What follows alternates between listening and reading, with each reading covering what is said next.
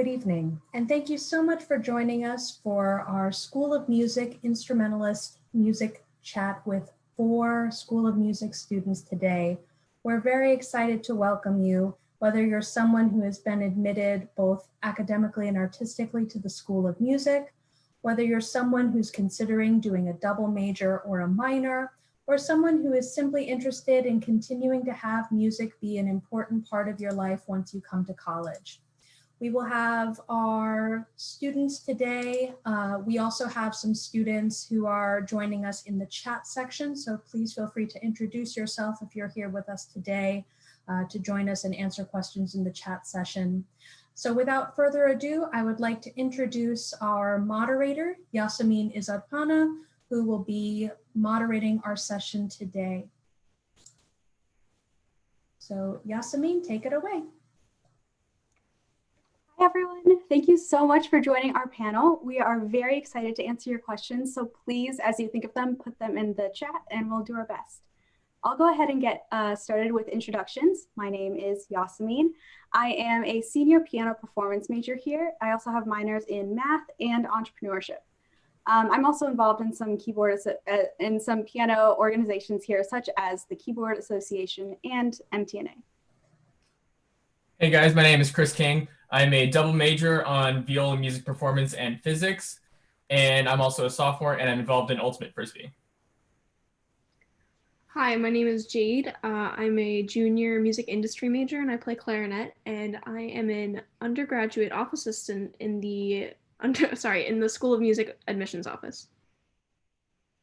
I'm Sammy. I'm a sophomore music education major. My primary instrument is trumpet, and I'm also a jazz studies minor, and I'm also a member of the Marching Royal Dukes. Awesome. Let's get started with our first question, which is, what kind of performance opportunities are there for first-year music students? So as a strings major, there are 2 groups that are available to you. There's the chamber orchestra and the symphony orchestra. Every music major will take an audition at the start of the semester to determine your placement. All wind students, band students, and string students will do this. The symphony orchestra is a higher group for us. However, both groups are open to majors. Chambers specifically open to non-majors as well without an audition. And both groups perform between 2 and 3 times a semester. Strings majors are also open to individual chamber groups such as like string quartets, piano quintets, and so on. So for the other side, the wind instrument side, there are multiple ensembles such as the Wind Symphony, Symphonic Band, and Concert Band, as well as the Marching Band. The Wind Symphony and Symphonic Band are conducted by our Professor Dr. Bolstad, and the Concert Band is run by Professor Rickers and Professor Birdsong, who both also run the Marching Band. And they're all audition-based. Concert Band you can sign up for, but Wind Symphony and Symphonic Band are audition-based. Outside of the large ensembles for wind, there is brass band, which I highly recommend any brass or percussion players audition for. If you're a percussion player, we also have a percussion ensemble. They put on some really amazing concerts and do a lot of really cool stuff. There's also a lot of student-run groups. A lot of people start their own quintets or small chamber groups. And wind players can also, there are a few spots in symphony orchestra that you can also join. Great. And what's really cool about JMU is that even if you're not in an ensemble or you want to branch out outside of an ensemble, there are lots of performance opportunities as well. One that I was involved in, I think for maybe 2 or 3 times, is the concerto competition, which is a competition that's available to pretty much every single area, whether you're vocal or piano like I am or anything else. And it's really a great experience. It has like kind of semifinals between your area, and then it moves on to this like bigger competition, and then the final winners get to play their concertos with a full orchestra, which is just really, really cool. All right. Oh, and one other opportunity for performances that pretty much everyone gets really frequently is studio classes. So studio classes occur every week or 2 weeks, and they're opportunities to perform in front of and with your peers who are the same instrument or part as you. And those are really, really helpful, especially if you maybe don't have that much experience performing. They really help you build up. If anyone else wants to add about studio classes, you're welcome to. You won't be asked to perform every week. It'll be like whether your piece is coming along. If you made a lot of progress, your teacher might go, "Hey, can you play in studio this week?" And I always try and take advantage of that because I get a lot of experience performing in front of people. So when I actually go to perform the piece for real, now I performed in front of people 5 or 6 times. I have less nerves about it actually being on stage. Great. Let's move on to another question. All right. How exactly does the placement following auditions work? What if we want to be placed into multiple ensembles? So before each audition on the string side, you'll be given a form, and it's sort of like, here, fill out your name, fill out your student ID, and then you circle the groups that you want to be a part of. So again, on the string side, there's symphony orchestra, chamber orchestra, and you might also see like opera ensemble or like a musical theater ensemble. You circle the groups that you want to be a part of, and you also write down the course conflicts that you're going to have problems with potentially. And then based on your audition, based on the numbers that they're calling for and the pieces that they're going to play, they'll start sorting you into different groups. Priorities go to obviously the people with like the higher audition scores, but circling multiple groups will give you the opportunity to be a part of different groups. Yeah, and if you have an issue, a course conflict, and you get placed to an ensemble that conflicts with your course, you can work with your professors to either find a different section of, say, a gen ed class that you signed up for, but you got put in symphonic band and it conflicts. You can work with your professors to find a different section of your gen ed class so that you can be in symphonic band. Or if you have a major class where there's only one section, they'll make exceptions. And as far as being placed into multiple ensembles, I think a lot of that is your choice. A lot of times you do have to speak with your advisor, and a lot of times that is your studio professor, and they will consult with you about whether or not it's a good idea to be in multiple ensembles and your class load. A lot of people have a second instrument in another ensemble. For MRDs, the placement really is just you sign up for MRDs and then you go in, and then you basically you say, I want to play first trumpet, or I want to play second trumpet, or I mean, applying that to other instruments, that's just my experience. But and you basically have a really informal audition where you just go in and they say, okay, here's a couple exercises. Usually it's like just a short excerpt, like the fight song or something, and then they place you in your section, your subsection, and then yeah, and then for your marching spot, we do have such a thing as alternates, which is basically where sometimes there's too many people in MRDs, so we have to have enough room on the field, and there are spots where people alternate marching halftime and post-game. But yeah, it's a pretty simple process. Great, thank you guys.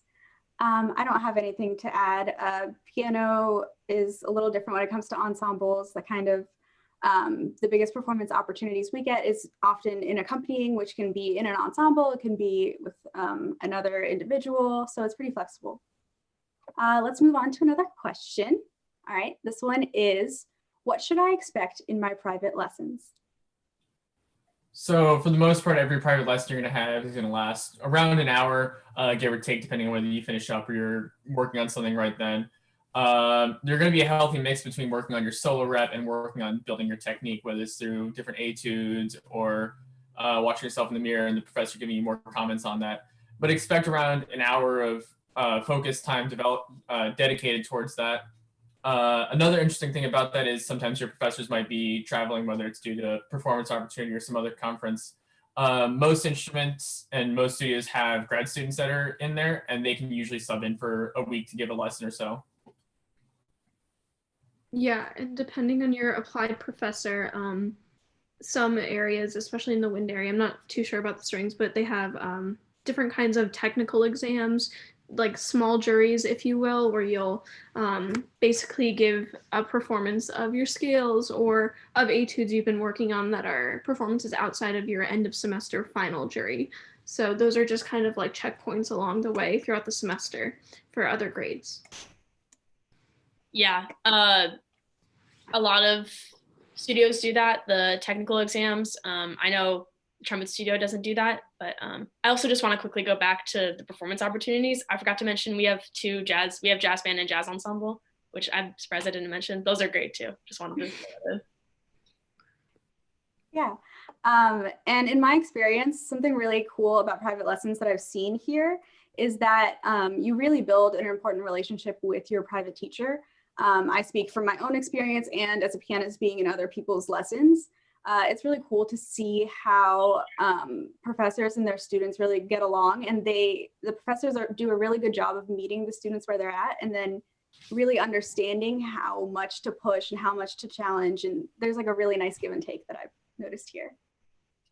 All right, next question is, hi, it says, I have a question about double majoring. I'm super excited to be studying music industry next year at JMU, but I was also hoping to double major in economics.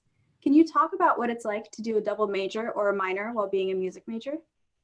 So the music major does demand a lot of classes, will demand a lot of your time, even outside the class. You got to find your time to practice. In terms of whether you're able to double major or not, it's certainly possible to do it. Just you want to check in and communicate early with your classes. I had a conflict this semester with regards to one of my physics classes and symphony orchestra. And this is actually for the coming semester. And I've already dealt with that just by communicating early and being on top of everything with that. So it's a matter of communicating and trying to get ahead of everything early. That'll help you out a lot. You also shouldn't be afraid of 5 years if you're going to try and double major with a music major. It's one of my plans that I'm going to try and take 5 years. It'll allow the extra space to get in those classes that I need with the physics side. And on top of that, it'll just keep a little bit off my mental plate so I can just sort of keep myself in check. I have a friend who actually did a double major in music performance and economics. He took 5 years to go through the whole program, but he was able to get through it without a problem.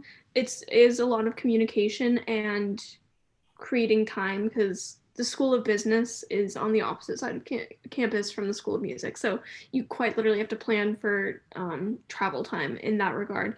But as a music industry major, I can say that the major itself is not too intensive. You're not really going to get into the main classes that you're going to be taking until you get to your junior year. You're just going to be doing prereqs for your freshman and sophomore year. So that also won't be too much on your plate in that regard. There are a lot of people in the School of Music who have like minors and other majors. I'm doing a jazz minor. A lot of my classes coincide, but a lot of people do plan out their classes so they knock out gen eds that also fulfill their minor requirements or their other major requirements. So if you can plan it out well and really stick to it, it's possible. It's really hard, but I mean, as Jade said, there's with industry, you might be able to have a little bit more leniency with that. Yeah, and in my experience, it'll also really, really depend on kind of other things, like maybe how many credits you got for AP classes or dual enrollment in high school, or if you take classes over the summer. Like personally, I came in with a lot of credits from high school, and I took 2 gen eds over the summer, one summer. And I have my major and my 2 minors, which are in math and entrepreneurship. And by my senior year, I've only been taking 12, 13 credits a semester. And what really helped, I think, is knocking those gen eds out of the way. So I definitely know a lot of students take classes. We have like Maymester. You can take classes for just a month over the summer. You could do June. And I definitely recommend that. We have a J-mester now too in January, by the way. Oh yeah. Yeah. I don't know, because they're changing the music theory curriculum a little bit, but in the past, a lot of students would take music theory 3 and 4 and RL skills 3 and 4 over the summer as well, which would help them out a lot. Mm-hmm. Great. Our next question is, do many students play a different instrument in the MRDs, or do they stick to their primary instrument? I did MRDs for 2 years, my freshman and sophomore year, and I started my freshman year on clarinet because that's my primary instrument. And then the next year I was like, I want to learn saxophone. So I joined the saxophone section of the MRDs, and it was so easy. They teach you anything you need to know. Thankfully, clarinet and saxophone are really similar, but we have clarinet studio members who march trumpet. We have, like, I don't know, flute players who march trombone. It's whatever you want to do. It's a great place to learn a new instrument. Yeah, it really is. I was gonna use the same example. We have like a clarinet player in the trumpet section, and we have like an oboe player in the mellophone section, and it's a really good opportunity. Not just if you're ed, but definitely if you are ed, it's a really good opportunity. And you do have to do MRDs anyways, as a music education requirement for at least 2 years. So it's definitely like, I think a lot of don't play their primary instrument. I mean, not most, but yeah. The MRD requirement for music ed is only for wind instrumentalists too. It's not for the strings. Not a requirement for the string side. However, I do know one of my friends in our studio who played trumpet when he did marching band in high school, even though he's on viola now and chose to do it for a year. He did it last year in MRDs. All right, great.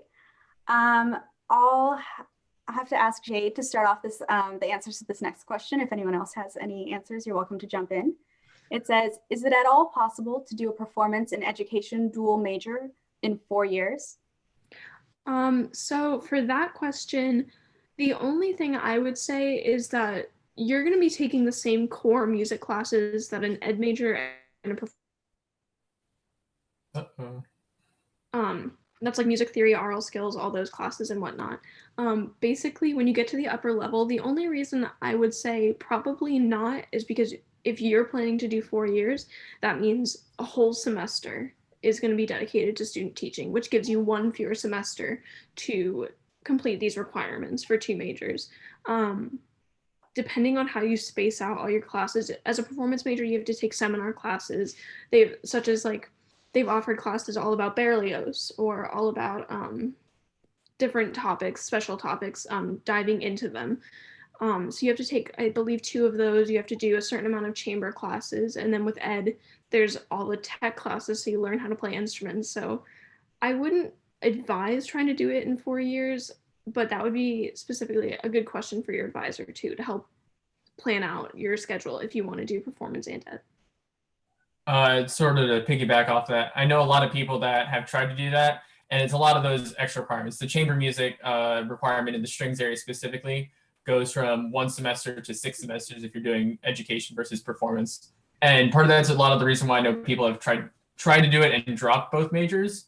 But a lot of people I know that are just ed majors are still doing way more than the 1 semester requirement of chamber music because they like playing their instruments so much and because they like the chamber music.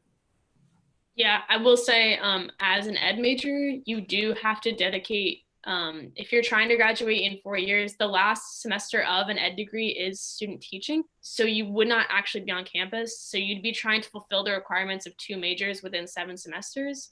I can tell you being an ed major is busy enough as it is, and trying to graduate in 4 years, it is really busy. I'm not going to say intense because I don't know. I think it's just a lot. But it's definitely ambitious to try and do that. Great, thank you. All right, next question. Will certain majors have more gen ed requirements than others? So the way the gen ed system works at JMU is that there's 5 clusters, and within each different cluster, there's a certain grouping of classes you have to take, which totals out to like 3 classes a cluster or something like that. Now, every student has to fill out the same amount of clusters, but some majors fill out more gen eds within those clusters than others. For example, with my physics program, I have to take some physics classes, some chemistry classes, and some math classes, and that basically takes out an entire cluster for me. I'll have a music class that takes out one of the classes. It'll be the global music class you take in the spring of your first semester. So it's not that we all have different gen ed requirements. Some of my classes just happen to double count for gen eds as well. Yeah, I think that pretty much answered the question. Basically, it'll depend. It might help you if you have like another major, like Chris said, you might be able to knock out multiple requirements with 1 stone. All right, we got some more MRD questions. First one is, do performance majors have to march in MRDs? And I guess I'll just add the other one. So do performance majors have to march in MRDs? And can you audition on multiple instruments for MRDs? You do not have to march in MRDs if you're a performance. I encourage it. It's a lot of fun. And as far as auditioning on multiple instruments, for MRDs, you don't have to audition. You like literally just like sign up for the class and the section. So there is no like auditioning for a section. You just, when you get to camp, you just audition for like trumpet 1, 2, 3 or whatever, but you're not like gonna get denied from MRDs. So for multiple instruments, you really can only do one per semester. So I'd say sign up for the one that you're most interested in. And I don't know if it's an option to switch midway through. I would doubt it. But you can definitely like 1 year do one instrument and the next year do another one. And all the sections are different. So I think it just brings up a good point that in terms of your major instrument that you came to the university on, you're required to do one of the major ensembles that we mentioned at the beginning on your instrument per semester. So like if I'm a strings player, if I wanted to, I could join a choir and try and sing with that, but that wouldn't count towards my major ensemble. For this though, actually no majors except wind instrument or wind education majors have to do MRDs. That is the only major that has to do it. And we do actually have sections of the MRD. And so is the drum line and the pit. Those you actually do have to audition into. Otherwise, you just sign up. But that would be worth talking to the band director and stuff about. Your screen froze a little bit, Jade, when you were talking, but I think you were saying that percussion, like pit and drum line, they have to. Yeah, percussion, they have to. They actually do have to audition for the MRDs. They don't just sign up. Actually, I believe you might be able to just sign up for pit, but drumline and color guard are audition based. I did the MRDs my freshman year. And I was in the pit, and when we did it, we did video auditions, but I think now they do in-person. Percussion meets like a week early and they have their own whole system. So if you're confused about that, feel free to, contact one of the percussion directors or us and we can direct you to them. Okay, we have another question coming in. This one is, how does student teaching work? Do you choose what level you want to teach, as in high school, middle school, etc., or is it decided for you? I can speak on this just a little bit. You kind of submit a portfolio, and Sammy, you can jump in and correct me if I'm wrong on anything, but you submit a portfolio and you are then placed, and you can choose if you want to stay local to Harrisonburg or if you'd like to go back to maybe your hometown and student teach there. So you don't really get to choose. You can put a preference, I believe, but you don't really get to choose what level you're going to be teaching, but you have 2 placements per semester, or 2 placements for your student teaching semester. You'll have half a semester dedicated to this school and half a semester dedicated to this school. And Sammy, feel free to add. Yeah, so the way the levels work, you have to do at least one pre-secondary and one like secondary. And as Jade said, you have 2 placements. You can do one in your local area and you can do one near Harrisonburg. You can like switch it up. I know some people who do like the first half of the semester at their home and then they do the second half in Harrisonburg.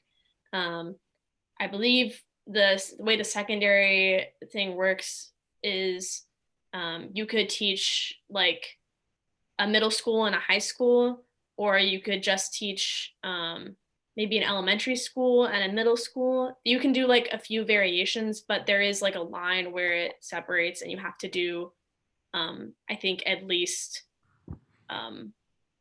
one secondary and one pre-secondary. Awesome, thank you. We have another question. It says, when is Ensemble Audition music released and what are the Ensemble auditions like? So in the past, for symphony orchestra and other string side music, that audition music has been released towards the end of April / the beginning of May, very early summer at the latest. and it's consists of a couple of excerpts, usually around 6 from the music that we're going to be playing in the coming semester. They'll pick between 4 different scales, some number around that area, and a sight reading requirement. And the auditions are also blind. So in the audition room is going to be Professor Byers, who's the director of chamber orchestra and symphony orchestra, and the studio professor for that instrument. And they'll give you the scale that they want to hear, and then they'll tell you the 2 excerpts that they want to hear, and then they'll ask you for the sight reading component. For wind instruments, at least for the clarinet studio, our excerpts are typically released right after the semester ends, both for spring semester and fall semester. For fall semester, you have less time to prepare, so either we'll get fewer excerpts or they'll ask for fewer excerpts on the audition. But at least for the clarinet studio, we haven't had we haven't had scales or sight reading assigned in the past. I don't know if it's the same for all the other wind instrument studios, but we don't have that requirement. We just have to play the excerpts. Yeah, we don't have a sight reading requirement for trumpets, or I don't think any brass does that. And yeah, you basically have the summer to prepare, and then you show up. It's a blind audition. And that's usually where you fill out the forms for your availability for different ensembles. And then you go in and it's a blind audition. And we usually have our studio professor and Dr. Bolstad behind the curtain. And it'll occur on trumpets, I think, are one of the last to audition. So it's like there's 3 days for ensemble auditions. And then on your day, you'll have a designated window to do your blind audition. And then usually the next day, or I think it's the next day after the last auditions, all the results come out and everyone goes crazy because they're all on one bulletin board instead of being distributed online, and everyone crowds around it. So yeah, that's basically how it works. Yeah, usually you can go, Jade. Sorry. I was gonna say usually in the wind instrument auditions we have, like Sammy said, Dr. Bolstad and your applied professor, but there's also Professor Rickers in there and Professor Byers of the symphony orchestra. So it's a representative from all the different ensembles there to listen to your audition so that they can evaluate and place you correctly. Mm-hmm. Usually they release the last strings audition happens on the Monday that classes start. There's only 2 days for us, the Sunday before and the Monday that they start. And then they usually release on Wednesday. And then we're expected to have our instruments on that day, just to sort of play and get a feel for each other. And then the Thursday after that, so the next day would be the syllabus day where we just go over everything. Great. Piano is obviously a little bit different. Our ensemble requirement for a lot of people is fulfilled by the accompanying class. And so I'll just mention that a little bit in case there's any pianists out there watching. The accompanying class is a class where you get to collaborate with other instrumentalists or vocalists, and you perform with them a few times. You go to their lessons, you do your juries with them, and it's a really cool experience. And I've got to say, for me, it terrified me at first, but now I've become a much better musician for it. And it's really fun collaborating with people, even though it can be a lot of music at times. Okay. Let's go to another question. Yeah. All right, I see one here. What has been your favorite concert/ensemble moment at JMU? I'm going to cheat and give 2 answers. My first answer would be the end of my first concert with Symphony Orchestra when we finished the Dvorak Cello Concerto with Dr. Donikowski as soloist. And my other one was performing the first movement of Grieg String Quartet with my friends.